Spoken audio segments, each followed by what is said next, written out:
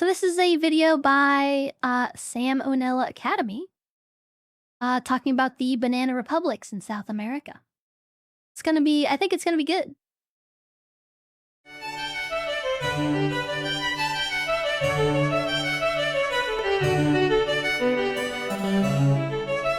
Hey kids, do you like fashionable, high-quality apparel at an affordable price? Well, Yeah. too bad, because that's not what we're talking about today. I'm gonna learn you all a Uh, thing or two about the real banana republics. Our story begins during the turn of the 20th century in Central and South America. Agriculture's kind of a big whoa. deal right now. You've got a ton of little plantations all over the place growing bananas, sugar, pineapples, that kind of thing. And they're doing alright for themselves, no big deal. But then refrigeration happened, and it changed everything. Because now produce could be kept Whoa. fresh for way longer in transit, meaning the fruit companies could suddenly open up their business to the international market, their biggest new trade partner being the United States. This massive opportunity gave rise to three main companies, known as the United Fruit Company, Coyamel Fruit Company, and the Vaccaro Bros. By growing, shipping, and selling fruit, these three firms made just obscene amounts of money, a lot of which went towards buying out smaller family-owned farms and plantations. This allowed them to make even obscener amounts of money, until eventually the only competition that remained was Dude, big industry is so cool. Like nowadays, like corporations all suck. Like they're all cringe and stupid. But these like 20th century like big industries where you got some guy who's running this company, and he's like grows this company that's so powerful it can like practically topple a government, or in many cases they can basically just topple governments, and they can like fight US federal government and stuff. Like that's cool. That's like basically fascism. Like the great it's like the great men of history. It's I don't know, it's like the East India Company. I almost said the East Empire Company from the Elder Scrolls.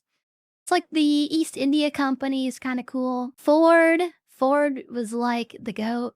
We love Ford. But yeah, these like titans of industry, they're ruling with an iron fist in their little dictatorships in South America. It's like really cool. It was like evil. They were kind of evil, but I mean, lots of the coolest people in history were kind of evil, so. each other. And then shit got real. The year is 1910. One of the companies I mentioned, Coyamel, was doing most of its business in the country of Honduras, when the president of Honduras, Miguel Davila, decided to give a land grant to the Miguel? Kaeru Bros in exchange for helping to build some roadways. In doing so, they basically stole a bunch of Coyamel's potential plantations and gave them to a competitor. So Samuel Zamuri, owner of Coyamel, said to himself, dang, I hate those guys. If only there was some way for a guy like me to significantly influence the world around him for his own personal gain. Wait a minute. So he used a portion of his McDuck-esque fortune to hire a mercenary army, which he gave to one of his friends, And that's so like cool. Like, yeah, I'm the owner of this fruit plantation company. Yeah, I just hired an army to come overthrow the government. Like, imagine like Elon Musk hires a private military to overthrow the US federal government and create like Elonistan. He creates like Existan, somewhere out west where he's the, absolute dictator of Existan. He fights the US federal government to take parts of, whatever state that's owned by the federal government. Because out west, there's a lot of federal land. Elon Musk, like, hires a private military to come and, like, found a country where he's the president, and he turns it into, like, a tech metropolis. He turns it into, like, Dubai. It's like, it becomes like Dubai, but in the US. That would be kinda cool. Like, that would be awesome. You could go there and there'd be, like, everything would be modern, there'd be no crime, and there'd be, like, no citizens because everything's automated. Everything's automated, and all the workers are just, like, transplants from, like, US states who aren't resident are, like, they're not citizens of the country or state, depending on, like, what it would be. They just sort of, like, are residents there while they work, and it would be so cool. Like, that would be awesome. Honduran President Manuel Bonilla, and together they overthrew the entire fucking government of Honduras. Yeah. Should've called it Cuyamel, haha. Anyway, Bonilla took power and gave very generous concessions to Cuyamel and United as thanks. But then America saw this, and they were like, hey, that's not very freedom of you, young man. To which Zemery replied, it's okay, we're gonna help this country succeed. After all, politics and business are essentially the same thing. Well, I suppose it's not our place to be policing the governments of other. And so he was like pro-Trump back in the day. He was like a pro-Trump guy back when it wasn't cool. Because this is 6 years ago, right? So this was, well, actually, this is 2020, I guess. He released this video-ish. Other nations yet. Still though, maybe. Oh, also, nanners. Alright, I'm sold, do what you want. So with their interests secured, the businesses continued to thrive and expand. But since they got cut so many breaks by the government, very little of their commerce actually ended up benefiting Honduras as a whole. In fact, the national debt of Honduras got so bad that the government ended up not being able to perform a lot of its functions. So in response, the three fruit companies stepped in and said, no. It's also kind of crazy that the companies basically turn into parasites that like siphon off the resources of the country and turn it into like a husk. Like that's not cool, but it's kind of like interesting.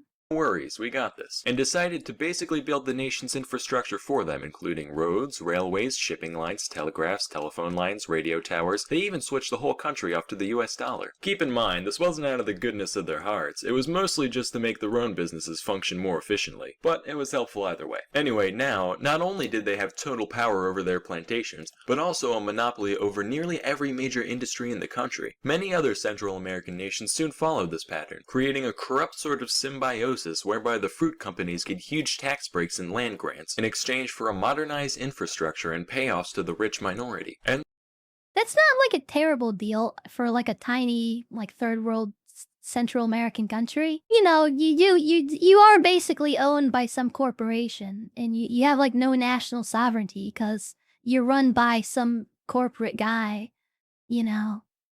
Your country is owned by some like agricultural company. But like it's like, you know, it's a decent deal. You know, you get infrastructure, you get labor, you get like jobs. It's like a mega corporation from Stellaris. It's like the megacorp countries in Stellaris. so the banana republics were born. Sounds like a pretty sweet gig, right? And it was. For the upper 5% of the populations who happen to hold some direct share in the plantations or shipping lines. For your average Jose, though, life mostly consisted of working on land that wasn't even theirs in exchange for dirt poor wages. So that's how things were for like a decade and a half. At some point, Dude, he's pro-Trump but anti-capitalism. He's literally a groiper. I wouldn't be surprised if he's like a groiper right now. Coyamel was bought out by United, but then Zamore became the owner of the whole thing, somehow, and the Vaccaro company was renamed as Standard Fruit. Then one day, in 1944... Also, naming your company Standard and then like the output kind of aura. Like Standard Oil has such aura. Cause like, but it's only aura if you're actually the top company. Like a Standard Oil like owned all the oil basically. They had like a total monopoly on oil. So Standard Oil was epic. I guess if you don't have like a total monopoly on like fruit, calling yourself like Standard Fruit or whatever, maybe not, you know, his aura, but Standard Oil, crazy aura. You're like, yeah, this is oil brand, like oil, like, yeah, that's our thing. We kind of invented that actually. The country of Guatemala had a democratic revolution, and the newly elected leader, Juan Jose Arevalo, wasn't happy with how the companies treated his people, so he implemented several reforms like a minimum wage law and universal suffrage, and while the populace got a lot of benefit out Yeah, we hate that. We hate universal suffrage, and we hate minimum wage. of this, United Fruit most certainly did not, because more rights for their workers.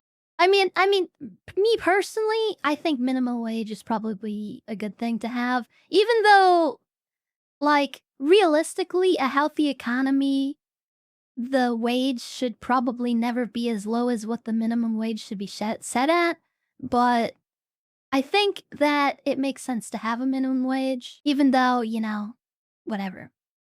But universal suffrage, kinda cringe. Means less profits for the business as a whole. Then Guatemala got a new president, Jacobo Arbenz, and he continued these reforms. And United continued to get the metaphorical shaft until finally, in 1953, they decided to go to the USA for help. Oh, Eisenhower. Yo, what's up? This Jacobo guy, he's making us pay minimum wages. Well, that doesn't sound very good for business. That's not all, though. He's also taking our unused land and giving it back to the people. Does that sound familiar?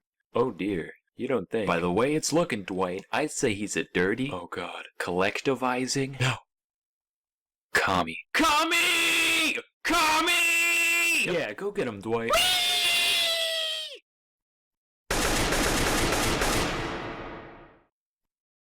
Holy shit, you actually did it. World Star! And from that point onward, Guatemala was ruled. Remember World Star? Remember, I never went on the website World Star, but I remember all the time you would see videos where, you know, black people, there would be a fight and they'd be all yelling, World Star, World Star! You know, that was kind of like funny back in the day. You don't see videos of like black people yelling World Star when they're beating people up anymore. By a series of US-backed dictatorships, all the way up Now they just like beat you. Now they just go around beating people to death. It's not even fun anymore. Now they're just like barbarians beating people to death. until 1996. This kind of situation happened in several other places and times as well, almost always driven by some combination of red fear and yellow love. I won't give any more details for the sake of time, but that doesn't mean they weren't big deals. So you might be wondering, where did these companies go? Surely the Clan of Banana Shenanigans can't still be around today. Well, that's where you're wrong. They're still in operation, just under different names. Standard Fruit changed their name in 1991 to become none other than Dole Food Company. You know, when I was a kid, I used to play a I don't know. 1991 to become none other than Dole Food Company. Dole Food Company. I know Dole is like a last name. I feel like Standard Fruit is cooler. No, maybe. Standard, like, yeah, I guess it's kind of antiquated, I guess. I don't know if it really holds up today. But 20th century, that went hard. You know, when I was a kid, I used to play a lot of Super Monkey Ball, and I used to wonder, what kind of cruel tyrant would just stick an ape in a ball for their own amusement? Well, now I know. Those bastards. As for United, one day in 1976, their CEO decided he couldn't take the heat anymore, so he jumped out the fucking window. That's a real thing, look it up. Then some other guy bought the company and renamed it to, drumroll please, Chiquita Banana. That's right, ladies and gentlemen. The face you once knew as an innocent, fun-loving dancer/fruit merchant is actually a ruthless tyrant who overthrows democracies and undermines basic human rights for her own profit. Based? Anyway, that's all Based Femdom Fruit Company? for today. Till next time, I'm Salmonella, and thank you for watching.